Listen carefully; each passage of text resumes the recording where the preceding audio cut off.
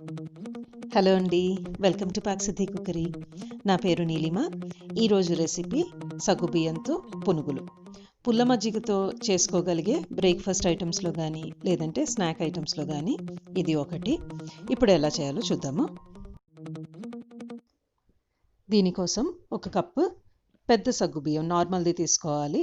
ఇది నేను తీసుకున్నది 1/2 కిలో. దీని ఒక పాత్రలోకి తీసుకుని 2-3 సార్లు ఆ తెల్లటి నీరంతా పోయేదాకా చూడండి, ఇది ఇలాగా కడిగి పెట్టుకున్నాను. దీన్ని పుల్ల మజ్జిగ ఉంటే చాలా బాగుంటుంది టేస్ట్. నేను ఇక్కడ పుల్ల మజ్జిగనే తీసుకున్నాను.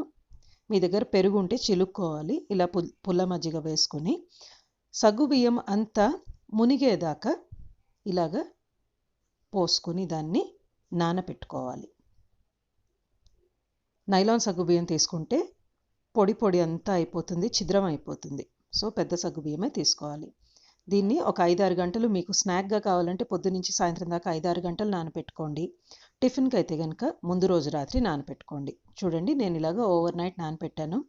మజ్జిగ అంతా పీల్చేసి ఇలాగ పొడి పొడిగా వచ్చేసింది. ఇది కరెక్ట్ టెక్స్చర్.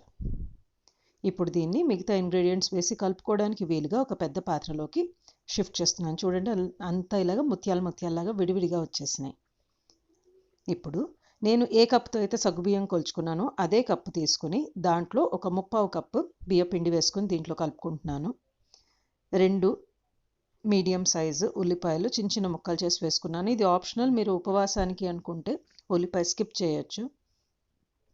1 స్పూను జీలకర్ర, 1/2 స్పూను ఇంగువ, 1/2 స్పూను వంట సోడా,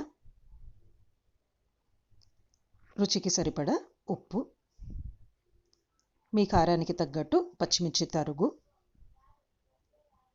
కొద్దిగా కొత్తిమీర తరుగు. ఇప్పుడు కొద్దిగా నీరు పోసుకుంటూ కలుపుకోవాలి. ఒకటేసారి నీరు పోసుకోకూడదు. చూడండి, ఫైనల్గా మిక్స్చర్ ఇలా వచ్చింది. ఇలాగా బైండ్ అవ్వాలి, మన చేతిలో ఒక ముద్దలాగా పట్టుకోగలగాలి మనం.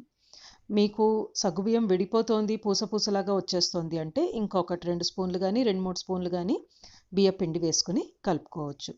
ఇప్పుడు బాండ్లీలో నూనె వేసుకుని కాగపెట్టుకుని మీడియం ఫ్లేమ్ మీద పెట్టుకుని ఇలాగా చిన్న చిన్న ఉండలుగా వేసుకోవాలి నూనెలో.